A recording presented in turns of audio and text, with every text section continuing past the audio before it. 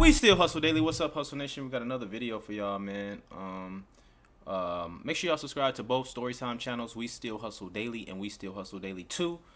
This is him getting essayed by his brother at a young age and how it affected him throughout his life. That's very, very, very unfortunate. Make sure y'all smash that like button. We about to take a listen to his story.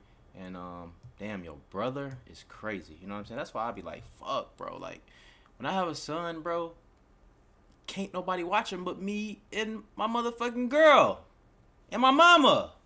Your mama can't even watch him. I don't know what the fuck your mama got going on over there. No, I'm just playing. But let's go ahead and listen. Of me getting SA by my own brother as a kid and how it affected me through my life. It took me a long time to even speak up and tell anybody about this. He's about 14, I'm about 7 or 8 at the time. And my dad, he owned his own business where he cleaned buildings and houses, so his schedule was just randomized. Well, when he would go to work, he would leave me home with my brother. And when my dad would leave, my brother would look at me and my other brother and tell me that he just needed to use us for practice. And at that age, I don't know what's going on. I'm at home with the person my dad told me to listen to because he's watching us, and he's telling me he needs. Fuck, I expected this to be much older. 14? Damn it. He's to use us for practice, and he's forcing me to practice on things that I shouldn't even be doing at that age. And at first, it was a one-time thing, but then it just kept happening consistently and consistently. He just kept telling us he just needs to practice so he could get better. But before my dad would come home, he would tell us, yo, don't tell nobody what we did. So finally, it all stopped because he started getting in trouble and going to juvenile. So he moved back in with his mom and he was on house arrest and stuff. But that ain't stopped the effects of everything.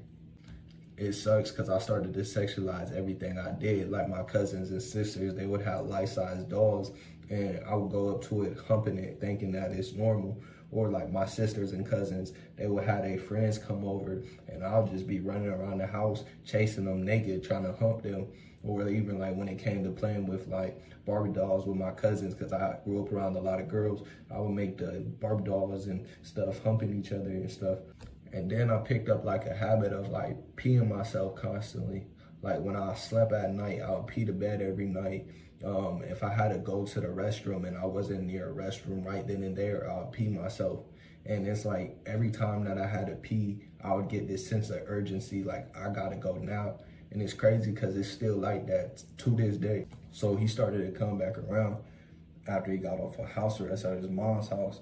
And I started to hate going to my dad's house from the abuse I endured from my dad and the abuse that I endured from my brother. So every time my dad would come pick me up from my mom's, I would sit there and I would bawl my eyes out like, no, Mom, I don't want to go. I don't want to go. I don't want to go. And there's nothing she could do in that moment because he had custody of me. So she had to send me, but she never understood why because I never spoke up and told nobody what was going on. This is when I started getting to middle school and I'm really finding out what sex is and realizing what happened to me in my past, it was wrong.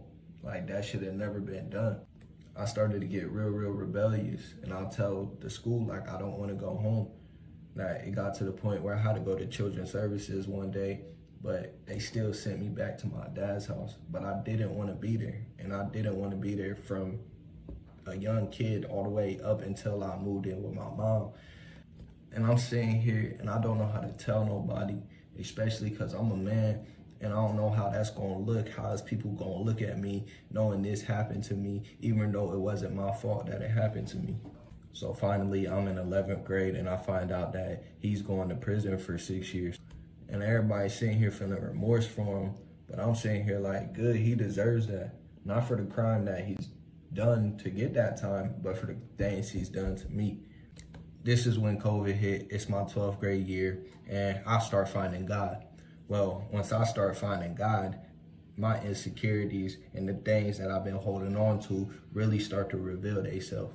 So with all this weighing heavy on my heart, one day I'm at the gym and I just get done with my gym session and I go to the car and I start breaking down. And I ain't never cried like this before. So I typed up a text message and I finally told my family about it. And then I told my dad about it.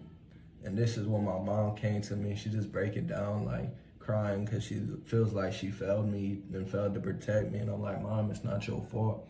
And at this time, I'm not really speaking to my dad, but I still told him about it because I was in his household. And he acted like he cared for like one day, and then he never, and we just stopped talking for like almost 2 years. So after I told everybody, I thought this was the way to like release it and let go of it. But I was wrong. Because even though I was on my journey to like forgive and learning to forgive people, it was just something about this one situation that I just couldn't seem to forgive. It actually brought a lot of hatred in my heart. So when it came to like the LGBTQ community, I took what he did and I judged the whole group based off of it, which brought a lot of hatred in my heart for them too. And it's sad to say because they didn't do nothing to me. But at this time, it just felt like something that kept just weighing heavier and heavier, where it got to the point of thinking about myself and even thinking about like when he got out of prison, how am I gonna get him gone? Like it got to the point where I became real obsessed with like the first 48, trying to figure out how will I get away with offing him. It got to the point where I had to sit there and realize like, that is not me. That is not my identity. What he did to me is not who I am. That's who he is. Because it affected a lot in my life, for real. It affected how I loved, how I show love, how I connect to people. And sometimes it still does, if I'm being honest.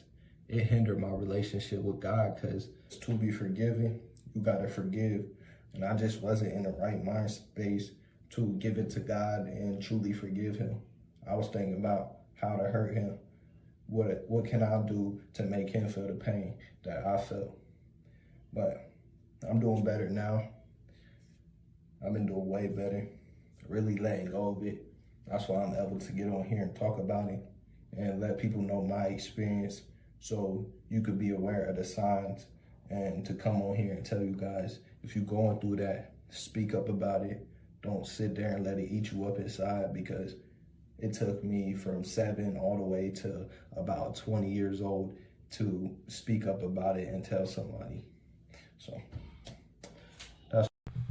Yeah, man, this is definitely unfortunate. I thought this was, a 14-year-old. I don't know. From just when he said it, I just thought it was gonna be like a much, like the brother was much older, but 14 is definitely crazy. It just shows you that you gotta even keep an eye on fucking your kids, bro. Like, fuck, bro. This shit is crazy. Just want to answer some questions and address some things I've seen in the comments. First, I just want to say thank you guys for all you guys' support. It's crazy to sit there and really just scroll through and read the comments and see that some people have similar stories as me, or even worse stories than me. And it's crazy because I just feel like it's not talked about enough, and it's just swept under the rug a lot of the times. And if I could be heard, you could be heard too. So don't hold it inside, letting it eat you up and destroy you. Find somebody that you could talk to. Make a video if you have to. Do whatever you got to do to release that thing that's been eating you up inside, man. I seen people in the comments ask me, did he get SA'd at a young age? And to be honest, I'm not 100% sure. I know when he was, quote unquote, using us for practice, it was for girls that he was messing with at school. And if he did, I genuinely pray that he heals from it, because I don't deserve to go through that. You don't deserve to go through that. And neither does he. Second thing I want to address is people ask me, do I talk to him? No, I don't. I'll probably never ever talk to him ever again. I don't even want to see bro in person, if I'm being honest. And he's in prison. No, he's not in prison for that situation. He's in prison for another situation, but he does get out this year. Third thing that I want to address is people ask me, am I gay? No, I'm not gay. It didn't change my sexuality, but I do know that with some victims, it does tend to change their sexuality as they grow up. Another thing that I want to address is people saying that it's fake or for views or for clout. That's not the case at all. I told myself that I wanted to get on this app and make videos, but that comes with me being 100% of who I am and authentic and real. And if that means telling my story so it can help out other people, I'm going to do that.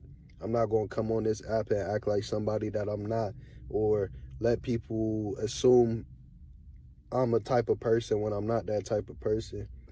I just pray that anybody going through anything, even if it's not this situation, I just pray that you heal and you grow from it. You just become a better version of yourself. And it starts with releasing it to let go of it. Yeah, that's crazy. People think that if my boy came on here and just said that he was assaulted just for no fucking reason, you know. Especially as a man, you know, we are very prideful. So for him to get on here and say that, you know, much respect to my boy right here. You know what I'm saying? Definitely unfortunate situation, man. It just shows me even more that I gotta try my fucking best to protect my kid. You know what I'm saying? Because it's a lot of stuff that's going on. You know what I'm saying? We don't know if something happened to the 14-year-old when he was younger, the brother, or, you know, if he just has some type of mental issue. You know what I'm saying? Or watching something on TV trying to do it or something like that. 14. What is that? 14. Yeah, 14. You in middle school. You definitely should know better, right? Wait, I think 14 you in middle school, or 14 you in high school. One of those, you in 8th or ninth grade for sure. You know, so you should definitely, but you know, it is still a 14-year-old. So, yeah, man. So this is just definitely unfortunate. You know what I'm saying? I wish him nothing but the best. It looked like he got a son, or I don't know. I thought that was a little boy that was just on him right there. So, you know, hopefully, you know what I'm saying. He can get over this and get through this. You know what I'm talking about? And he don't fucking kill his brother when he get out. You know what I'm saying? And it would even be more nicer if some time will pass and, you know, the brother would come out and reach and apologize. Not that he didn't accept it, but, you know, it's just a crazy situation, bro. I don't fucking know, you know? So y'all let me know in the comments below. Definitely unfortunate, man. Try to protect your kids, watch your kids as much as possible. And, yeah, that's pretty much all I can say, man. I appreciate y'all for tuning in. Make sure y'all subscribe to both Storytime channels. We Still Hustle Daily and We Still Hustle Daily 2. Appreciate y'all, man. I love y'all for all y'all support, and I will catch you guys on the next one, okay? It's your boy Ray Big Play. I'm out of here today. Peace.